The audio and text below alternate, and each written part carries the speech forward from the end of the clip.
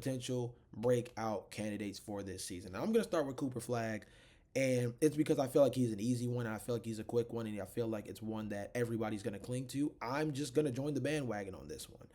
And I'm going to take it a step further because I think that Cooper Flag has a chance to be in the All-Star conversation this year.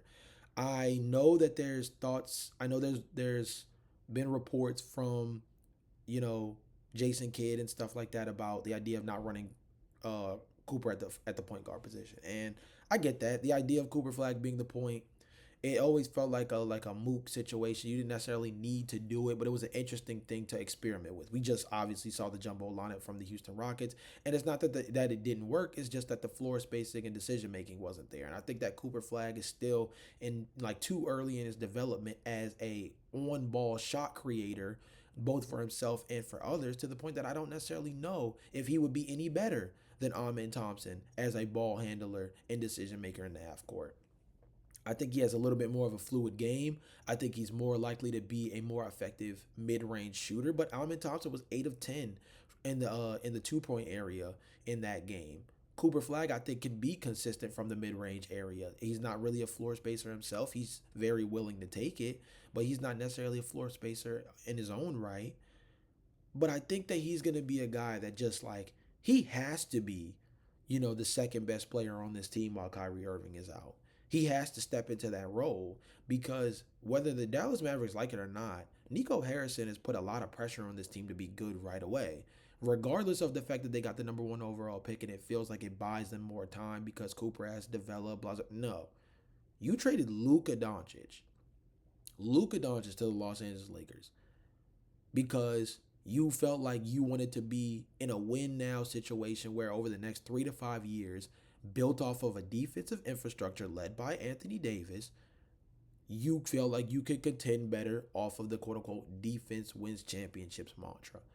So you traded arguably a top five player in the NBA. Not even arguably, you traded a top five player in the league right now for an injury prone center in Anthony Davis, who, when he is healthy, is a top 10, top 12 player in the league, but is a guy that is older than Luka Doncic and not nearly as impactful as Luka Doncic, despite the fact that he's more of a two-way player.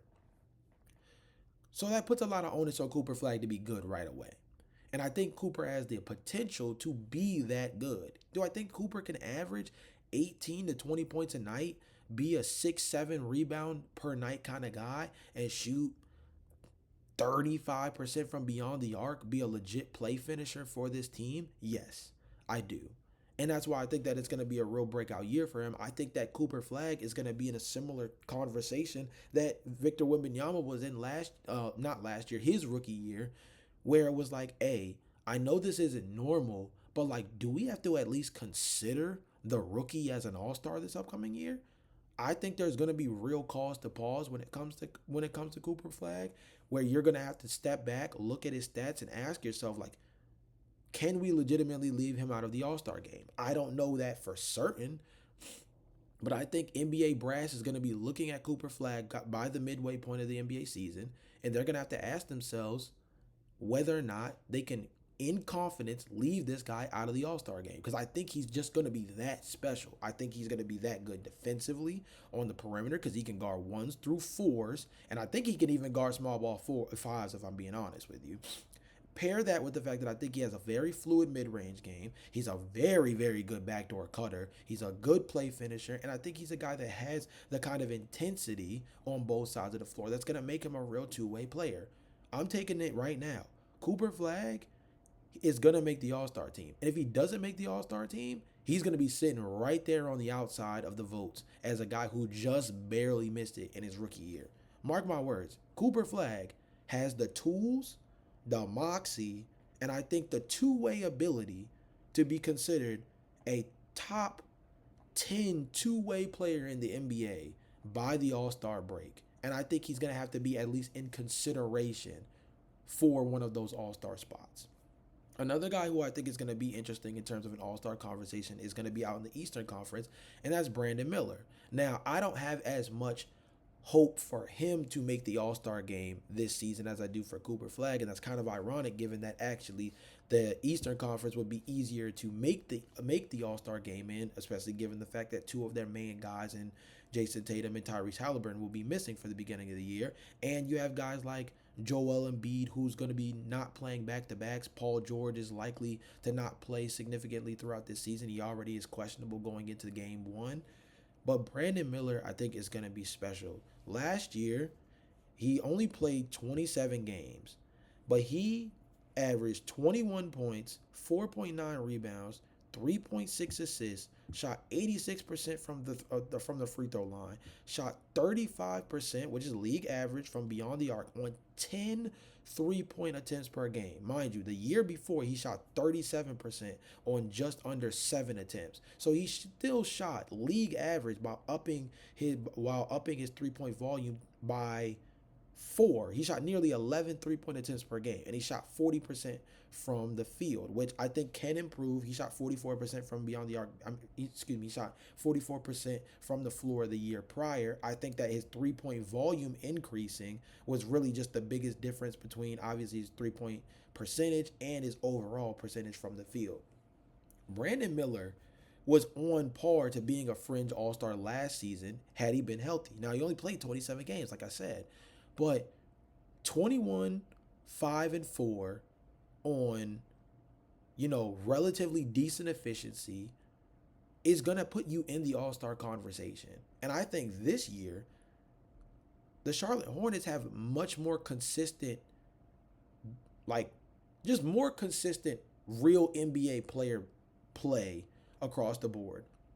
You have Miles Bridges. You bring in Colin Knueppel, who I think is a ready now NBA player, and I think deserves to start. I think he should be the starting small forward. Honestly, I think they should play a small ball lineup that has LaMelo Ball, Brandon Miller, Colin Knueppel, Miles Bridges, and like Ryan Kalkbrenner or Miles Plumlee, Mason Plumlee at the center position. And I wouldn't even say that's a small ball lineup. Actually, that's pretty sizable because I think all of those guys would be 6'7", 6'8", or above. So that would actually be a pretty solid lineup across the board that has positional versatility and size. But Brandon Miller, I think, is going to average 21 to 23 points this year. Knock on wood that he's able to play a full season healthy, or at least be able to hit the 65 game minimum. He is a guy that I think is a real good on-ball shot creator. I think they need to trust him with the ball in his hands a little bit more to initiate offense. I think there was glimpses of that last year.